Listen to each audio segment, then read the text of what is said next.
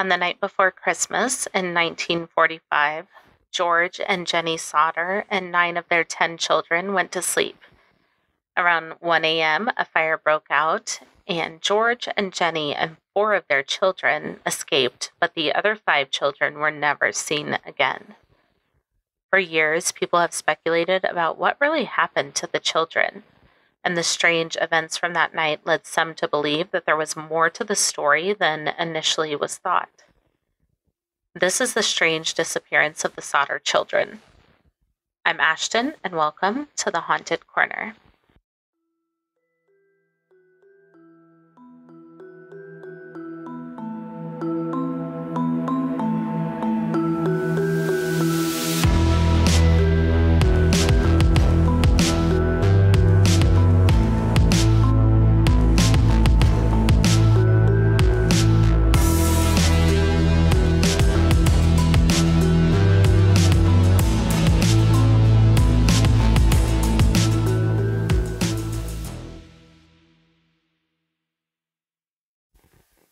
Hey everyone, welcome back to the Haunted Corner. In today's episode, we're covering a pretty well-known case. I got a lot of my information for the episode from a Smithsonian magazine article written by Karen Abbott called The Children Who Went Up in Smoke. This is one of the first stories I heard when I started listening to podcasts, and I hate it. So, what happened to these kids, you guys? Let's get into it. The story begins with a man named George Sodder. He was born in Giorgio Soddu in Tula, Sardinia in 1895 and immigrated along with his brother to the United States in 1908. He was just 13 years old at that time. When they arrived, his brother immediately went back to Italy, which left George on his own. He had to fend for himself. So he began looking for work and eventually found a job working on the Pennsylvania railroads, carrying water and supplies to the laborers. He later moved to West Virginia, where he started his own trucking company, hauling dirt for freight construction and later for coal companies as well. One day he walked into a local store called the Music Box, and this is where he met the owner's daughter, Jennie Cipriani, who also had come over from Italy when she was 3 years old. The two really hit it off. They married and had 10 children between 1923 and 1943, and they settled in Fayetteville, West Virginia. The family was well known in the area, becoming known as, quote, one of the most respected middle-class families around. George was very opinionated and let people know how he felt about things from business to current events. But the one thing he wouldn't talk about was his childhood, and more specifically, why he and his brother left Italy in the first place. The family settled in, and everything seemed to be going pretty well. The last of the Sodder children, Sylvia, was born in 1942, and around that time, their second oldest son, Joe, left to serve in World War II. So a few months before the fire, a man came to the family home and asked about some hauling work. He then wandered to the back of the home and pointed out 2 fuse boxes saying, quote, "This is going to cause a fire someday." George kind of brushed it off, but he did think it was strange because he had just had the wiring checked with a local power company, and they said everything was fine and in working condition. Around the same time, another man tried to sell the family life insurance and became absolutely enraged when George declined. He said, quote, "Your goddamn house is going to go up in smoke and your children are going to be destroyed. You are going to be paid for the dirty remarks you have been making about Mussolini," end quote. George was pretty opinionated about the Italian dictator and his dislike of him. He would even get into arguments with people about it. George, again, didn't take the warning seriously, but also around that time, the older Sodder boys noticed a man parked on Highway 21, and he was watching the younger Sodder children as they walked home from school.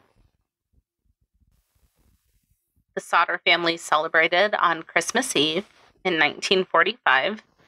Marion, who was the oldest daughter, had been working at a dime store in downtown Fayetteville, and she surprised three of her younger sisters, Martha, Jennie, and Betty, with new toys that she had bought for them as gifts.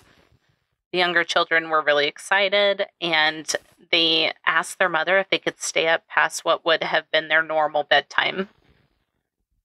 Around 10 p.m., Jennie told them they could stay up a little bit later. George and the two oldest boys, John and George Jr., who had spent the day working with their father, were already asleep. After reminding the children of the remaining chores they needed to do, Jennie took Sylvia, who was 2 at the time, upstairs with her, and they went to bed together.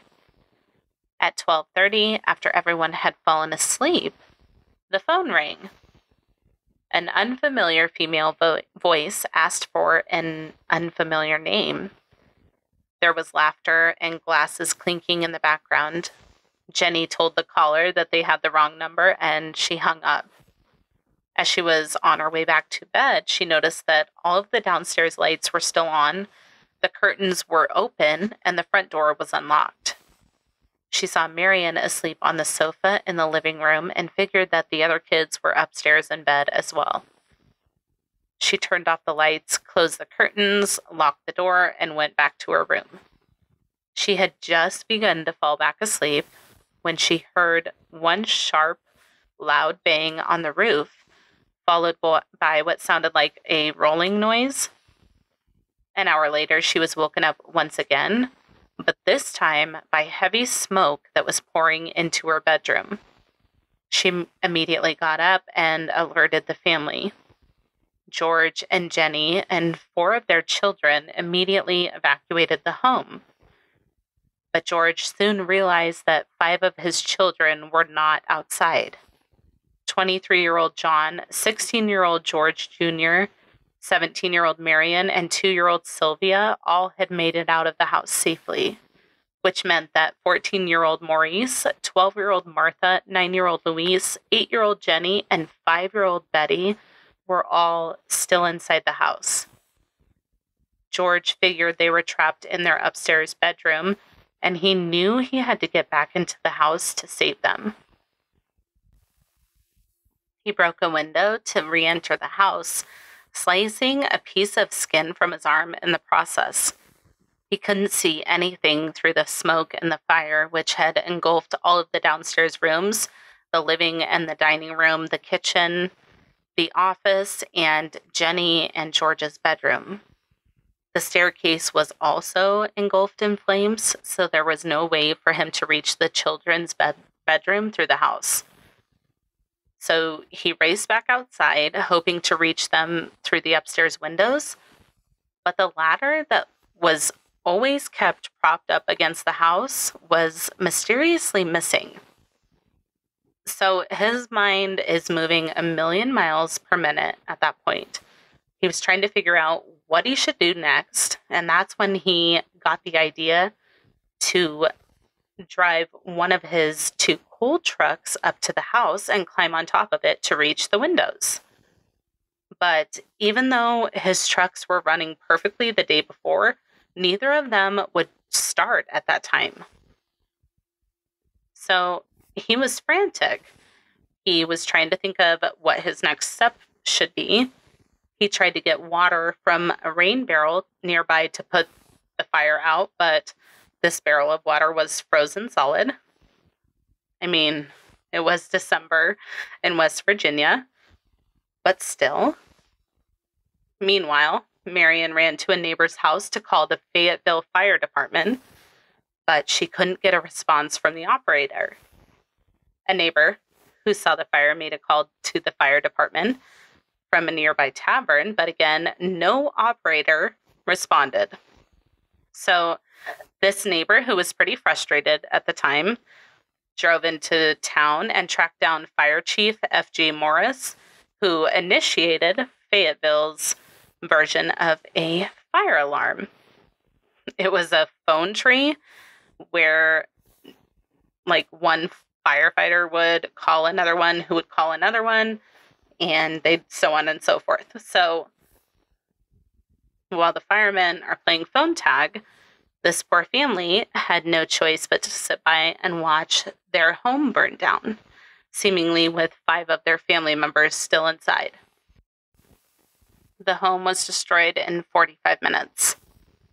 The fire department was only 2.5 miles away, but the crew didn't arrive until 8 o'clock the next morning, by which point the Sodders' home had been reduced to a smoking pile of ash. The fire department, who was low on manpower due to the war, included Jennie's brother, who arrived at the scene the next morning too. Now, the chief, F.J. Morris, said the next day that the already slow response was further hampered by his inability to drive the fire truck, requiring that he wait until someone who could drive was available. So he was celebrating the Christmas holiday a little too hard. By the time the fire department arrived the next morning, there wasn't a lot that they could do, aside from search the remnants of the home for the children's remains. But they found nothing. Or did they? Chief Morris suggested that the blaze had been hot enough to completely cremate the bodies. But according to another account, they did find a few bone fragments and internal organs, but they chose not to tell the family. It has also been noted by modern fire professionals that their search was cursory at best. George and Jennie were too grief-stricken to attend the funeral on January 2nd of 1946, but their surviving children did. A state police inspector combed through the rubble and attributed the fire to faulty wiring. Morris told George to leave the site of the fire, which was what was left of their home, undisturbed, so that the state fire marshal's office could conduct a more thorough investigation. However, after 4 days, George and his wife couldn't bear the sight anymore, so he covered the basement with 5 feet of dirt, intending to preserve the site as a memorial. The coroner's office issued 5 death certificates just before the new year, attributing the causes to, quote, fire or suffocation. But the family members weren't fully convinced that the children were dead. Specifically Jennie. She wasn't really buying it. She couldn't understand how 5 children could perish in a fire and leave no bones, no evidence of anything, nothing. How is it possible that there were remnants of household appliances that were found in what was left of the basement of the home, but there was no evidence of the kids? So Jennie decided to put her questions to the test. She began burning animal bones, chicken bones, pork chop bones, beef joints, etc., to see if the fire would completely destroy them and leave no evidence behind, like what had happened with her family. But each time she was left with a bunch of charred bones. Jennie even went as far as to reach out to an employee at a crematorium who informed her that bones remain after bodies are burned for 2 hours at 2,000 degrees. And as we all remember, the house was destroyed in 45 minutes. So that's really strange. And things would continue to get more strange. A telephone repairman told the Sodder family that their lines appeared to have been cut and not burned. They then realized that if the fire had been electrical, the result of faulty wiring, as the official report had stated, then the power would have been dead. So how can you explain the lights on in the downstairs rooms? A witness came forward claiming he saw a man at the fire scene taking a block and tackle used for removing car engines. And some people speculated that he could be the reason that George's trucks wouldn't start that night. However, one of George's sons-in-law told the Charleston Gazette-Mail in 2013 that he had come to believe that Sodder and his sons might have, in their haste to start the trucks, flooded the engines. One day, while the family was visiting the site, Sylvia found a hard rubber object in the yard. Jennie recalled hearing the hard thud on the roof, the rolling sound, etc., and George concluded that it was a napalm pineapple bomb of the type that was used in warfare. Some also believe it's possible that the wrong number phone call to the Sodder house might have also somehow been connected to the fire. So in addition to the strange circumstances, came reported sightings of the children after the fire. One of the earliest reported sightings came from a woman who claimed to have seen the children looking out the window of a car as it passed by while the fire was in progress. Another woman who was working at a tourist stop between Fayetteville and Charleston, around 50 miles west, claimed that she served the children breakfast the morning after the fire. She also said that there was a car in the parking lot that morning that had Florida license plates. A woman at a Charleston hotel saw the children's photos in a newspaper and said she had seen 4 of the 5 children a week after the fire. She said, quote, "The children were accompanied by 2 men and 2 women, all of Italian extraction. I do not remember the exact date. However, the entire party did register at the hotel and stayed in a large room with several beds. They registered about midnight. I tried to talk to the children in a friendly manner, but the men appeared hostile and refused to allow me to talk to these children.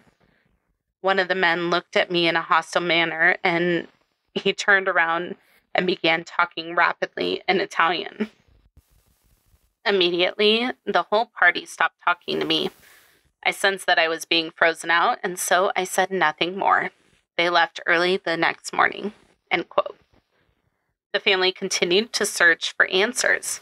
In 1947, George and Jennie sent a letter about the case to the FBI, and they did receive a reply from one J. Edgar Hoover himself. He said, quote, "Although I would like to be of service, the matter related appears to be of local character and does not come within the investigative jurisdiction of this bureau." End quote. Hoover's agents said that they would assist if they could get permission from the local authorities, but, of course, the Fayetteville police and fire departments refused. So cool. Everyone is being super helpful to this poor family, right? No. The Sodders then hired a private investigator named C.C. Tinsley, and he discovered that the insurance salesman who had threatened George was a member of the coroner's jury that deemed the fire accidental.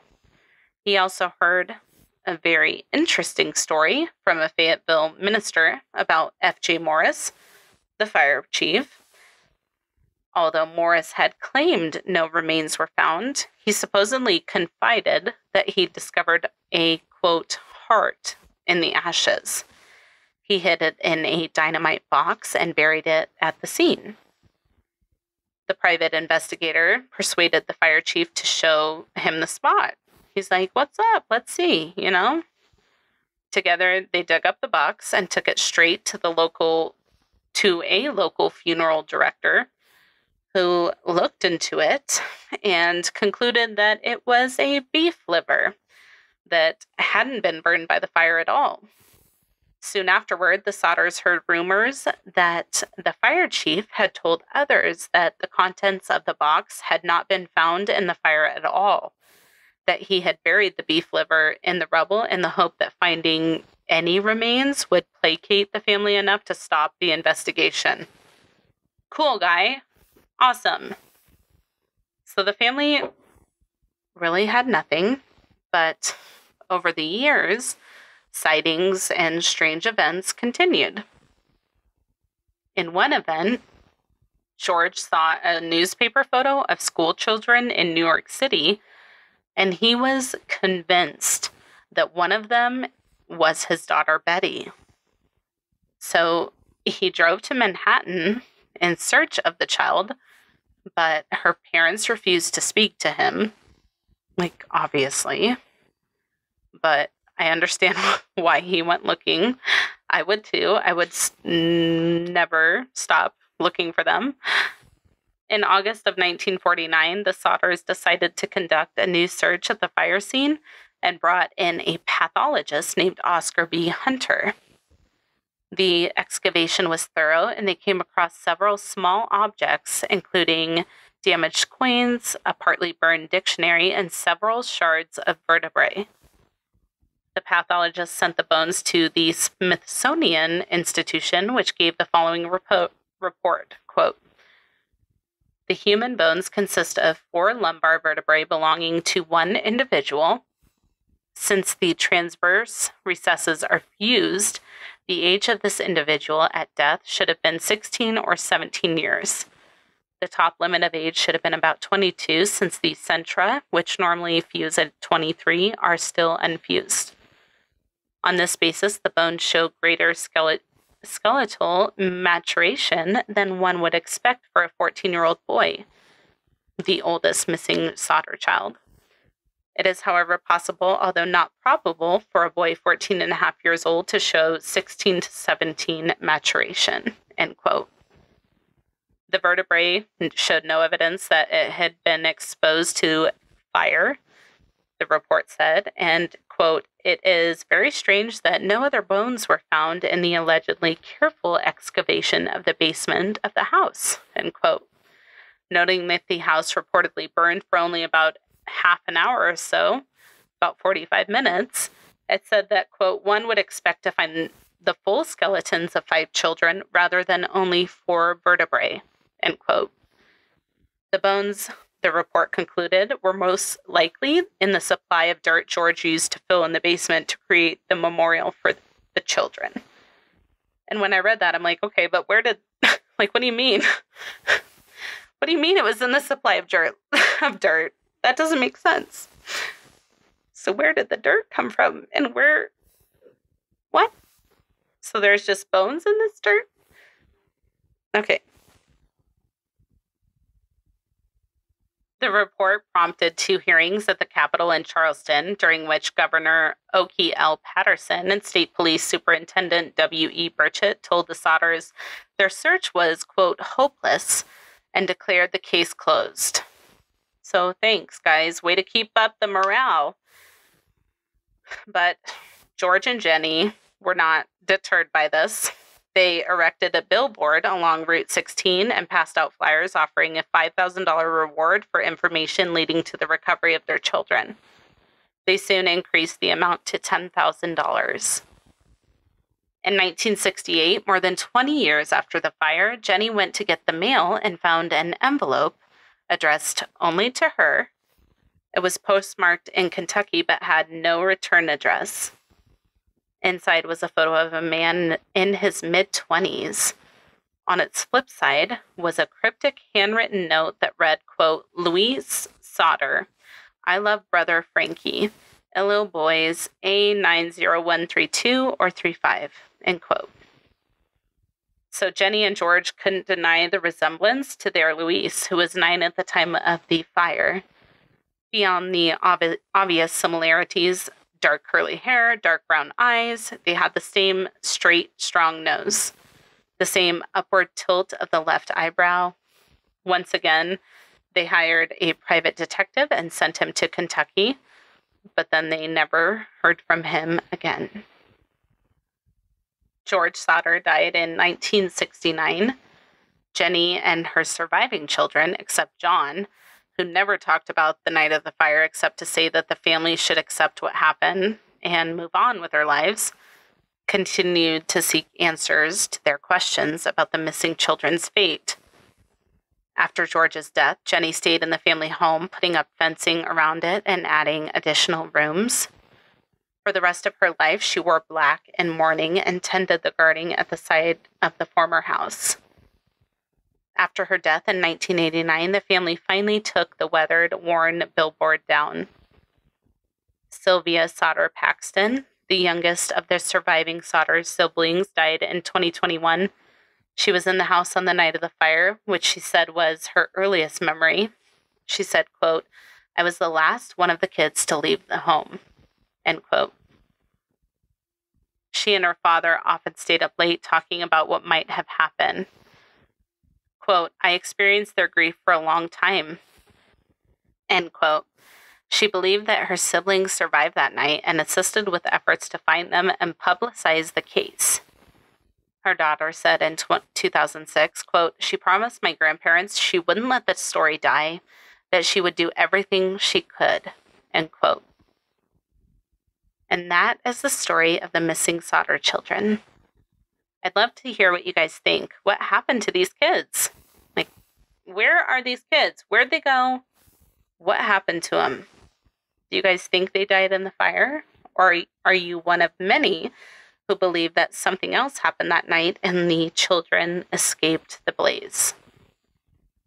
Thanks for tuning in today. I hope you enjoyed the episode. The sources for today's episode will be listed on the blog post for the episode, which will be linked in the show notes. Check out the other episodes of The Haunted Corner available now wherever you listen to your favorite podcasts, with new episodes dropping every Monday and Thursday. If you're enjoying the podcast and would like to share your support, head over to patreon.com. You'll have access to the exclusive Patreon-only episodes, early and ad-free access to episodes, plus a lot more. You can visit patreon.com/The Haunted Corner to join now. Follow us on social media at The Haunted Corner on Instagram, Facebook, YouTube, and TikTok.